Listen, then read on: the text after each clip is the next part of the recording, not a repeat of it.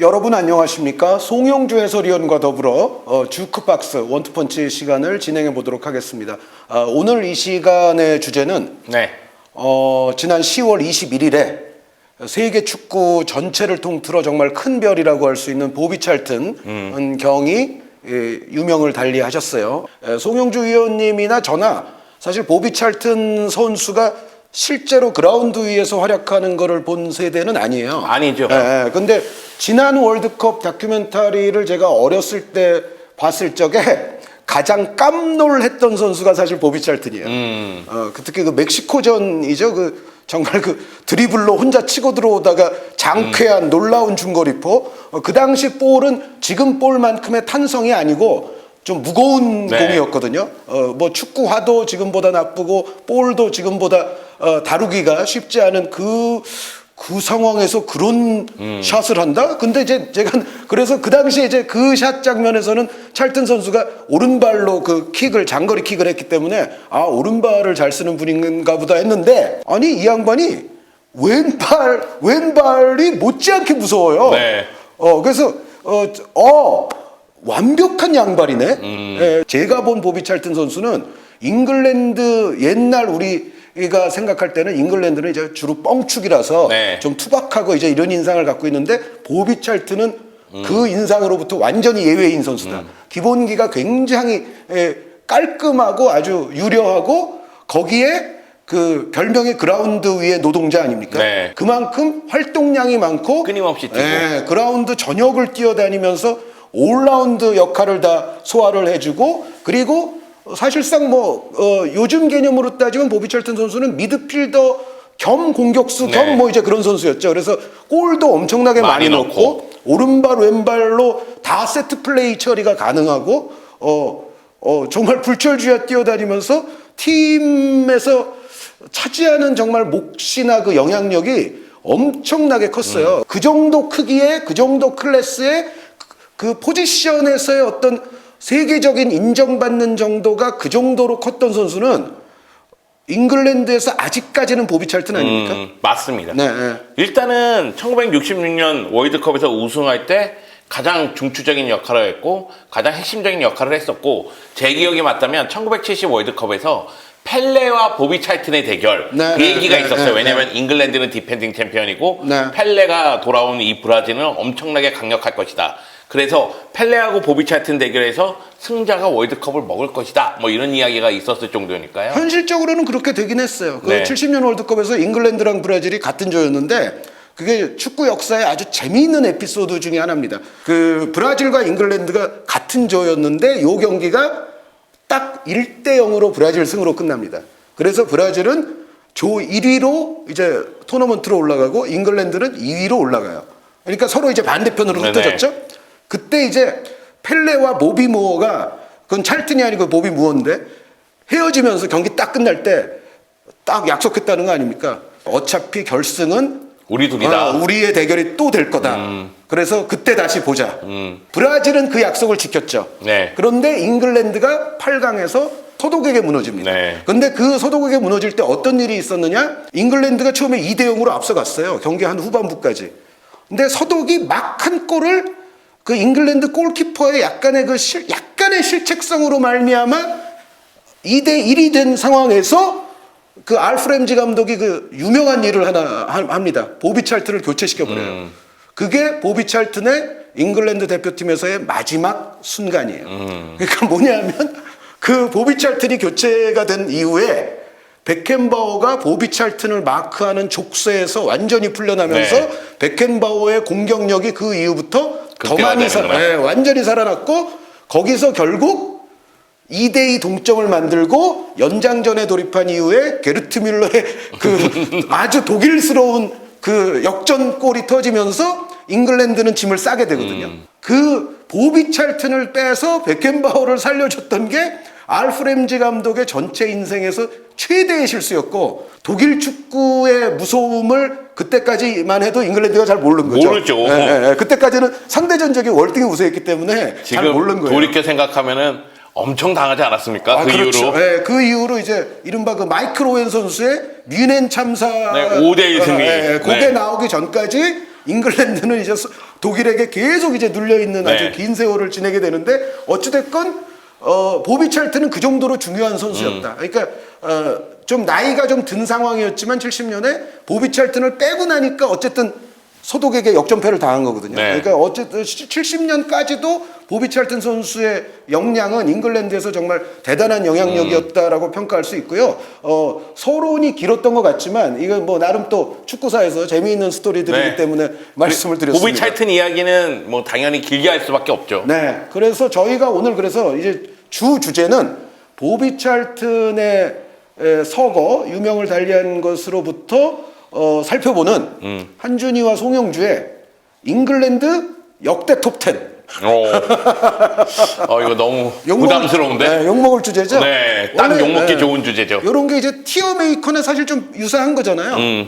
티어 메이커 같은 거 하면은 좀 안 좋죠. 송영주 네. 위원도. 저는 약간 편견이 있는 사람으로서 선입견의 노예이기 때문에 항상 제가 봤었던 강력한 인상 그거에 따라서 이야기하다 보니까 여러 가지 제가 이제 좀 순위를 나눠놓으면 네, 반문이 많고 비판이 많고 비난이 많죠.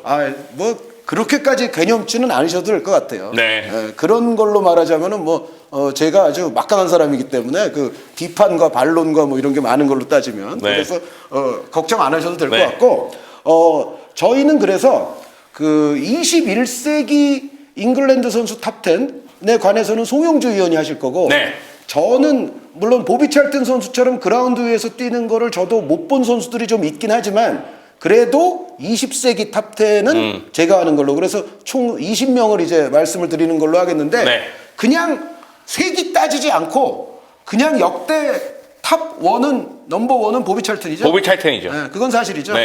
넘버1은 변함이 없어요. 지금 뭐 잉글랜드가 메이저 대회에서 나름대로 좋은 성적을 거두고 있지만 우승은 못하고 있잖아요. 그렇죠. 일단 보비 찰튼과 같은 선상에 서기 위해서는 월드컵 우승하고 와야 됩니다.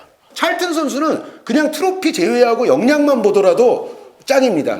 역량만 보더라도 짱인데 그런 선수가 그 월드컵 우승에 챔피언스리그 우승에 발롱도르까지 있어요. 그러니까 그리고 당대 발롱도르 순위권에서는 높은 순위에서 찰튼 선수가 거의 빠진 적이 없거든요. 그래서 뭐 기량도 좋은 선수가 다른 호화로운 장식품까지 다 갖고 있기 때문에 그 웬만해서는 이제 찰튼을 넘어서기가 어려워요. 그러니까 송영주 위원의 그 말씀하신 의미도 기량도 좋아야 되지만 여기다 찰튼과 어깨를 나란히 하려면 뭔가가 자꾸 따라오지 않으면 불가능하죠. 그건 불가능하다. 그러니까 앞으로도 사실 찰튼 넘어서기가 그렇게 쉬운 건 쉽지는 아니다. 않을 겁니다. 어찌됐건 그 팬들은 어쨌든 제가 20세기를 탑10을 정해 오긴 했는데 이거보다는 송영주 위원이 하실 21세기 탑10에 아무래도 관심이 많으실 거예요. 한번 10위에서 10등에서 6등까지만 한번 읊어주세요.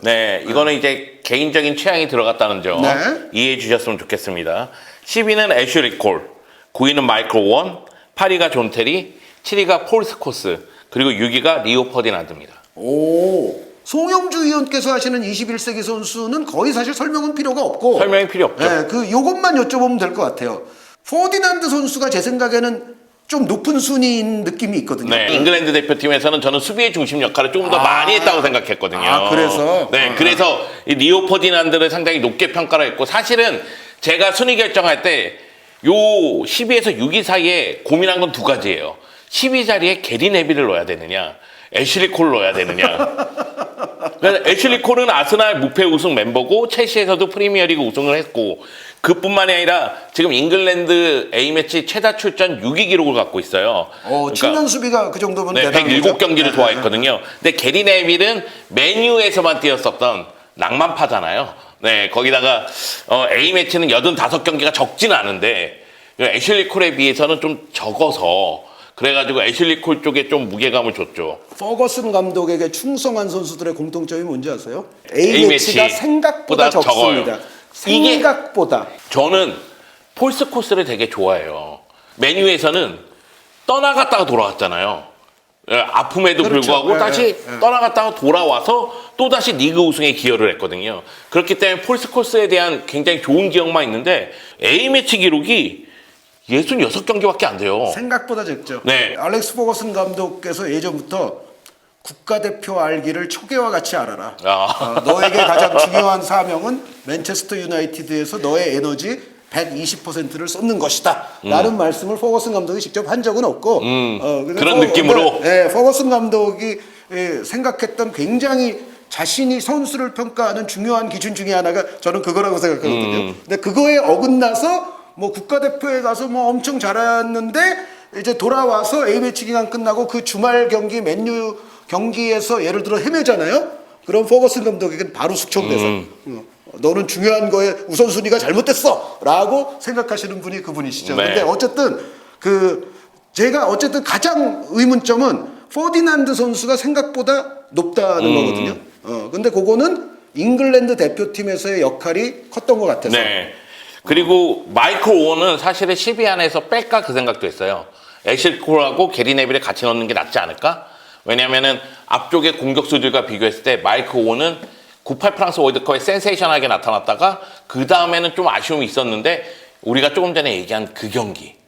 네. 미넨의 터치는 5대1 그 대승의 그 하이라이트 그리고 발롱도르 수상자예요. 그렇죠. 네, 2001년도. 잉글랜드 선수로서 발롱도르 수상자는 역대로 그렇게 흔한 건 아니죠. 네. 그래서 마이클 오원을 뺄 수가 없었습니다. 네. 저는 오원 선수 뭐 10위 안에 들어갈 수 있다고 생각을 해요. 네. 저한테 게리 네빌 할래, 마이클 오웬 할래 그러면 저도 마이클 오웬 할 것 같아요. 그래요? 진짜로. 근데 저는 개인적으로 마이클 오원 같은 스타일을 많이 좋아하진 않아요. 왜냐면은 부상이 잦았잖아요. 그렇죠. 네, 뛸 때는 센세이션하고 굉장히 활용 가치가 높지만 부상이 잦으면 감독으로서나 팀으로서나 필요한 순간에 없을 수 있으니까 그 점이 좀 아쉽고 개인적으로 기억했을 때 마이클 오원에게 아쉬운 점은 두 가지예요. 왜 리버풀을 떠나서 레알로 갔느냐? 그러니까 우승 트로피를 위해서 간 거잖아요. 그러니까 리그 우승 트로피, 뭐 챔피언스 리그 우승 트로피. 왜냐면은 리버풀에서 미니 트래블을 했었으니까. 그리고 레알 마드리드에서의 활약을 봤을 때 좀 아쉬운 점은 레알 마드리드에서 조커로서 골을 적지 않게 넣었지만 그때가 갈락티코 일기 마지막 시점이었거든요. 그렇죠. 그러다 보니까 바로 또 뉴캐슬로 이적하는 모습이 있었죠. 그게 좀 선수 경력에서 좀 아쉽지 않았나. 네. 그러면은 저의 20세기 10등부터 6등까지를 쭉 말씀드리겠습니다. 10등 맨유의 7번 캡틴 브라이언 롭슨. 브라이언 롭슨. 9등 잉글랜드 역대 월드컵 아직까지는 최다 득점자입니다. 유일하게 두 자릿수 골을 넣은 선수 게리 리네커 선수. 네.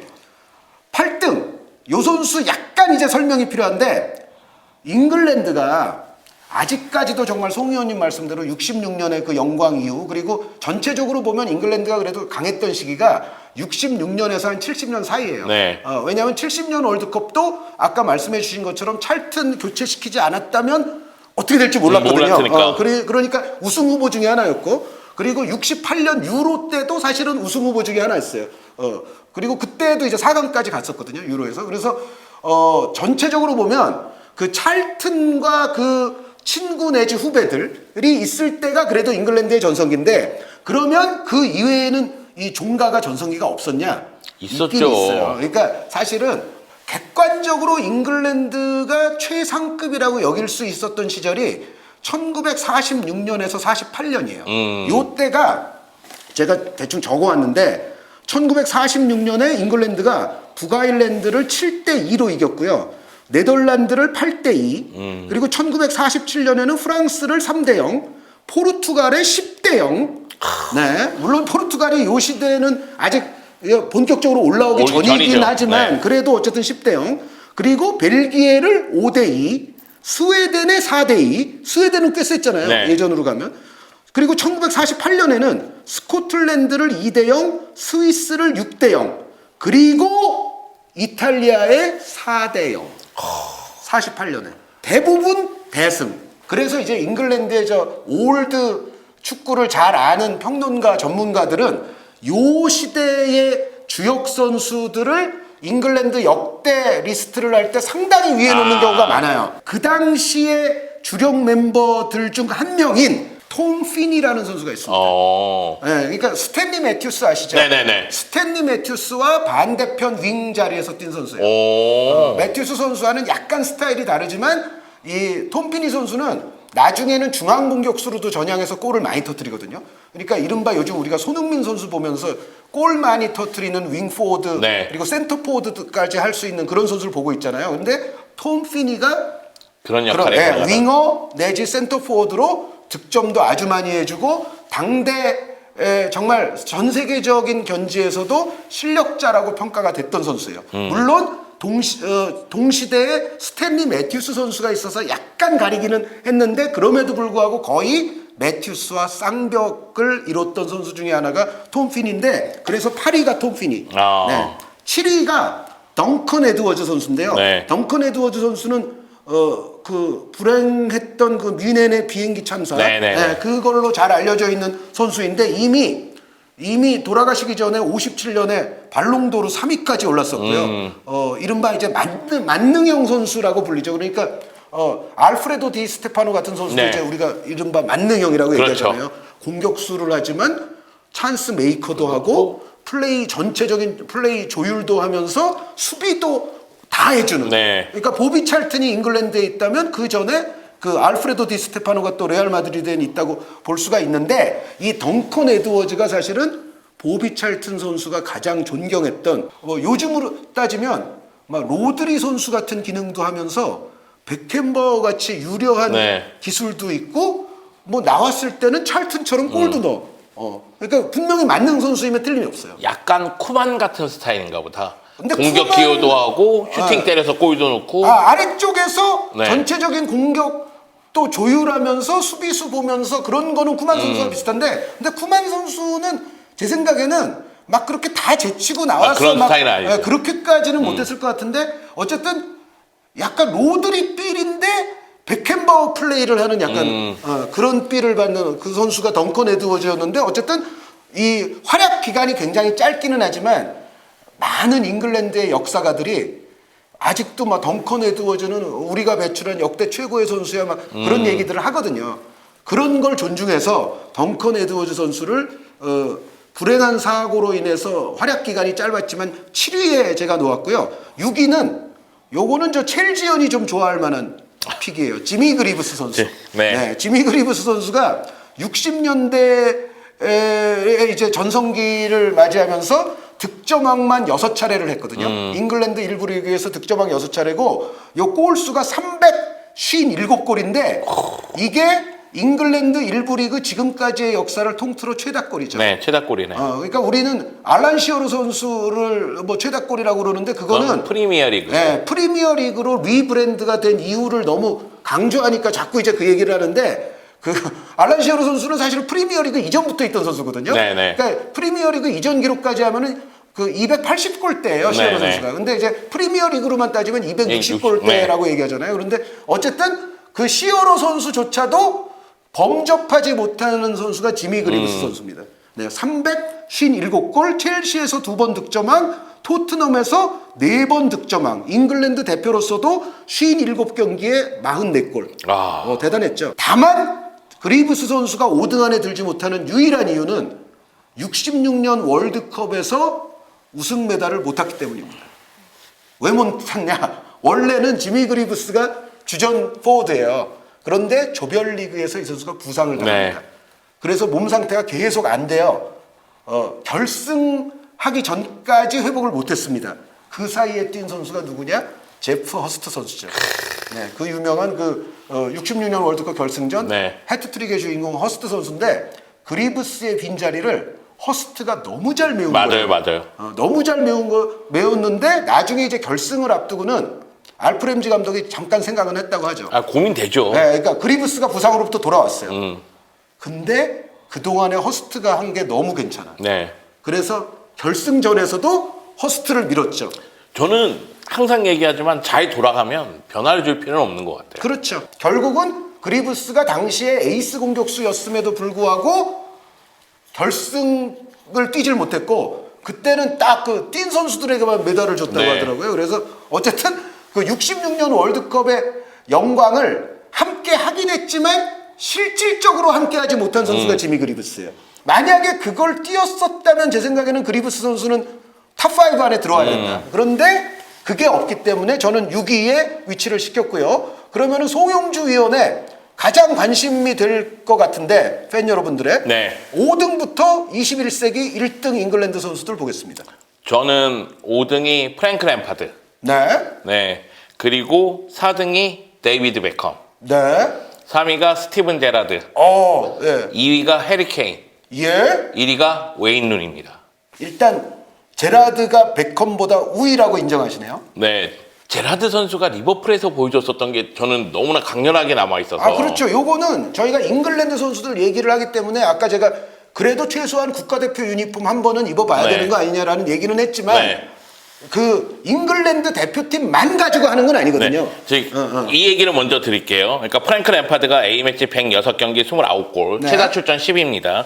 데이비드 베컴이 잉글랜드 대표팀에서 115경기 17골, 최다 출전 3위고요. 스티븐 제라드가 A매치 114경기에서 21골, 그 최다 출전 4위예요. 그래서 베컴과 제라드의 A매치 기록을 보면 베컴이 한 경기 더 뛰었고요. 그리고 제라드가 4골 더 넣었어요. 네. 그래서 뭐 수치만 놓고 얘기하면 그렇지만 왜냐면은 이 베컴도 그렇고 제라드도 그렇고 잉글랜드 대표팀에서 주전안장을 찾던 선수들이니까 그런 부분에서는 다른 부분까지 얘기해야 되지만 이제 잉글랜드 대표팀에서는 베컴이 조금 더 낫다. 그렇게 봤을 때 전체적인 클럽 커리어는 어떤가? 이렇게 봤을 때는 저는 제라드가 리버풀에서 보여준 그 플레이, 헌신적인 플레이가 네. 더욱더 강렬한 인상이 남았거든요. 물론 우리가 얘기하는 그 9899 시즌 기념비적인 트래블 시즌. 네. 그것도 있고 또 퍼거슨 감독 밑에서 엄청나게 활약을 했고 네, 숙청당하기 전까지. 네, 2003년도에 숙청을 당하죠. 축구에 맞고 나서. 네, 그리고 나서 레알 마드리드로 간 다음에 레알 마드리드에서 마지막 시즌에 라리가에서 우승했습니다. 네, 맞아요. 네, 그리고 나서 LA 갤럭시로 가죠. 네. 네, 그래서 LA 갤럭시에서 컵에서 2차례 우승하고 그리고 뭐 파리 생제르맹 가서 리그왕 우승하긴 했는데 이 선수가 어쩔 수 없이 메뉴에서 레알로 가면서부터 전이맨이 된 듯한 그런 느낌이 들어서. 근데 저 레알로 가는 거는 어쩔 수 없이 간다고만 표현하면은. 근데 이게 말이 좀 이상한데. 네, 숙청을 당한 건 당한 거지만, 그래서 어딘가라도 가야 되긴 했었지만 베컴 선수는 레알 마드리드 정말 좋아서 간 거 아닙니까? 맞습니다. 네, 왜냐면은 레알도 베컴 선수를 원했기 때문에 당연히 데려간 거고. 제가 최근에 데이비드 베컴 다큐멘터리를 봤어요. 아, 요즘 그거 많이들 봤더라고요. 네. 저는 아직 못 봤는데. 아, 그거 보면서 두 가지 포인트에서 제가 뚜껑이 열렸습니다. 뭔데요? 첫 번째 포인트는 베컴이 자신의 이적 상황에 대해서 몰랐다고 하더라고요. 근데 아, 그거를 알게 된 게 그 당시에 바르셀로나 회장 후보로 나온 라포르타가 베컴 영입하겠다. 네, 거의 다 라포르타 되고 회장도 있다. 베컴을 원했었죠, 사실. 거의 다 되어간다. 이런 식으로 얘기하니까 내가 이적을 해? 그리고 나서 베컴이 이적한다면 레알로 가고 싶다 이렇게 얘기했다고 해서 레알로 갔다고 하더라고요. 이게 첫 번째 포인트고 두 번째는 거기에 또 피구가 나오더라고요. 네. 네, 레알로 갔으니까. 그래서 거기 두 가지 빡이 돌았었는데 피구 선수 때는 왜 빡이 돌아요? 그냥 면상이 보기가 싫어요. 아, 요거는 저 바르셀로나 팬 심으로 말씀하시는 거죠? 네. 그 인간적으로도 싫어요. 네. 아, 제가 자, 그래서- 얘기하고 싶은 거는 이제 메뉴에서 그렇게 해서 떠나갔잖아요. 네. 그 다음에 레알에서도 비판을 받았고 막 옮겨가는 과정이 너무 많아서. 그러니까 전체 커리어에서 칭찬받은 꾸준함이 제라드가 앞선다는 거죠? 그렇죠. 예. 그리고 제라드가 인정. 그런 상징적인 존재의 모습이 있으니까. 네. 그리고 해리 케인은 사실 우승 트로피가 없습니다. 저는 그거 크게 신경은 안 쓰는데, 근데 요거는 요 리스트는 우승 트로피와도 약간 관계는 있죠. 있을 수는 있는 네. 리스트예요. 네. 네, 근데 해리 케인은 우승 트로피가 없는데 잉글랜드 A매치 최다골을 기록하고 있으니까. 아, 그렇죠. 케인, 루니, 찰튼, 리네커 순이죠. 그렇죠. 네. 그래서 해리 케인이 A매치에서 61골을 넣고 있으니까 이거는 무조건 인정해줘야 되는 부분이고, 그리고 만약에 바이에른 뮌헨으로 이적하지 않았다면 우리가 아까 얘기한 앨런 시어러의 프리미어리그 최다골 그것도 쉽게 넘어섰을 것 같아요. 네. 프리미어리그 최다골 기록도 2위에 기록하고 있으니까. 그래서 저는 케인에 대해서도 1위로 가야 되는 건가? 근데 우승 트로피가 너무 없다는 게, 물론 이제 프리미어리그에서 득점왕을 3회나 했고 개인 수상은 계속 했습니다만 팀 우승 트로피가 없다는 게 아마 그런 부분이 스스로가 생각을 해서 바이에른 뮌헨으로 떠나간 것이 아닌가라는 생각이 들기도 하고요. 프리미어 리그를 떠나서 그냥 예를 들어 내년에 유로 하잖아요. 네. 거기서 잉글랜드가 우승하는데 뭐 케인 선수가 중요한 역할을 했다거나 그러면 1위로 올라갑니다. 그냥 바로 1위죠. 네, 바로 1위입니다. 그럼. 그래서 저는 그 보통 이런 얘기 축구 팬들이 많이 하는데 웨인 루니하고 해리 케인하고 누가 더 우위에 있어? 이런 얘기를 많이 하는데 저는 해리 케인이 지금 상황에서 워낙에 현대 축구에 맞는 스타일의 스트라이커잖아요. 네. 그렇기 때문에 능력을 높게 평가하지만 웨인 루니가 유로 2004에서 등장했을 때 그 센세이션 뭐야 이 산적 같은 놈은 진짜 여포 같았어요. 그냥 거리낌이 없이 빵빵 때리고 연결해주고. 근데 이 선수가 잉글랜드 대표팀 기록 보면 120경기에서 53골이거든요. 아까 얘기한 해리 케인에 이어서 득점 2위, 네. 그리고 피터 실튼에 이어서 최다 출전 2위입니다. 근데 실튼 선수는 이제 전설적인 골키퍼니까. 네. 근데 스트라이커가 120경기? 이것도 놀라운 기록이 아닐 수가 없고, 그리고 맨체스터 유나이티드에서 우승을 총 16회 했는데, 맨유에서는 들 수 있는 우승 트로피는 다 들었습니다. 하물며 유로파리그 우승 트로피까지 들었으니까 모두 우승 트로피를 들어 올렸다. 이런 것도 좀 플러스 점수가 됐죠. 네. 근데 어쨌든 케인은 루니 위로 갈 수 있는 잠재력을 아직 갖고 있죠. 그럼요. 그러니까 저는 해리 케인이 정말 바이에른 뮌헨에서 트래블 달성하고, 그리고 잉글랜드 대표팀에 우승 트로피 하나만 들어 올려주면, 이게 월드컵이면 더 좋겠지만은 다음 내년에 잉글랜드가 굉장히 가능성 있는 해 아닙니까? 저는 있다고 봐요. 저는 네. 매우 가능성이 네. 높다고 생각하거든요, 지금. 그 잉글랜드 명단을 봤을 때는 우리가 과거에 그 잉글랜드스러운 선수 이렇게 생각했던 선수들이 이제 없죠. 네. 네. 케인, 네. 벨링엄, 라이스, 네. 부카요 사카. 사카. 진짜 좋은 선수들이 포든. 대회에서. 네. 그리고 잘 긁히는 날은 스털링 선수도 요즘도 긁히는 날은 또 잘 긁히잖아요. 잘하고. 네. 저는 지금 제가 그 구체적으로 봤던 한 80년대 이후부터 지금까지를 통틀어 봤을 때 지금 잉글랜드 팀이 가장 우수하다라고 저는 뭐 그냥 솔직하게 말씀드릴 수가 있습니다. 잉글랜드 대표팀 하면은 거품이 너무 많이 껴있고 메이저 대회에서 많이 올라가면 8강 이런 느낌이 강했어요. 그리고 8강쯤에서 플레이하면은 선수 스스로들이 만족하나? 왜 저런 플레이를 펼치지? 이런 생각이 드는 장면들도 저는 기억이 남거든요. 위기 극복 능력이 매우 약하죠. 네. 왜냐하면 그 사람이라는 게 그 정말 위기가 닥치면 본능이 먼저 나가거든요. 근데 잉글랜드의 본능은 정말 오랜 기간 동안 뻥축구였어요. 그러니까 좀 더 이게 위기 상황에서도 좀 더 침착하게 자신들이 예를 들어 뭐 클럽에서 하는 것처럼 차근차근 하면은 좀 더 나을 텐데 이제 이거 빨리 넣어야 되는데 이제 그런 아주 외나무다리에서 그런 상황이 딱 오면 그냥 본능적으로 그때부터는 막뻥 축구가 나갑니다. 네. 그러면서 볼 간수도 안 되고 맞아요. 점점 더 자신들을 수렁으로 빠뜨리는 게 잉글랜드의 상당 기간 동안의 악습이었죠. 네. 항상 그런 모습이 있는데 제가 이 얘기를 드린 건 뭐냐면 이렇게 뭐 8강쯤 가서 멈추는 팀임에도 불구하고 메이저 대회가 시작할 때마다 잉글랜드는 최고의 구성, 뭐 잉글랜드 스타 누구, 막 이런 얘기가 끊임없이 있었거든요. 근데 그때와 비교해서 지금은 인정. 지금은 정말 강하다. 진짜 실력이 진짜 실력이 있는 선수들. 그리고 어떻게 보면 그게 이제 프리미어 리그의 플레이 스타일과 그 지도자들이 많이 바뀌면서 전체적인 그 플레이 문화가 바뀌었잖아요. 네네네. 그게 저는 지금의 잉글랜드의 좋은 유형의 선수들을 많이 배출하게 하는데 굉장히 원동력이 됐다고 생각을 하고 결국은 이제 리그 발전과 그런 게 이제 궤를 같이 했는데요. 어찌됐건 케인 선수에게는 좋은 기회가 남아있지만 아직은 그래도 루니가 1등이다. 네. 그리고 만약의 경우 메이저 대회에서 잉글랜드가 우승을 했는데 주드 벨링엄이 혁혁한 공을 세워서 우승한다? 그럼 1위가 주드 벨링엄이 될 수도 있어요. 바로요? 여기 10등에 아직 든 적이 없는데. 지금은 사실 주드 벨링엄이 많은 걸 보여줬다고 생각하지 않고 있기 때문에 늦진 않았지만은 만약의 경우 주드 벨링엄이 은퇴할 때쯤에 주드 벨링엄의 우승 기록이라든가 골 기록 그리고 메이저 대회 우승에 혁혁한 공을 세운 기록까지 있으면 주드 벨링엄이 올라갈 수도 있죠. 그러니까 아직까지는 이 탑10 안에 들어있지 않지만 또 잠재성이 있는 선수 중에 하나가 주드 벨링엄입니다. 그렇습니다. 네, 그렇게 말씀해 주셨고 저는 이제 간단히 하겠습니다. 그 20세기 5등부터 1등까지가 5등 케빈 키건. 왜 그래도 키건을 5등에 놨냐? 발롱도르 2번 탔잖아요. 네. 제가 그 상 탄 거를 그렇게 선수의 기량을 보는 데 있어서는 그렇게 중요시하지 않지만 어떤 의미냐면 잉글랜드 축구를 좀 세계적으로 잉글랜드에도 이렇게 잘하는 선수가 있네? 이거를 세계인들에게 보여주는 데는 저는 키건 선수의 몫이 굉장히 컸다고 생각해요.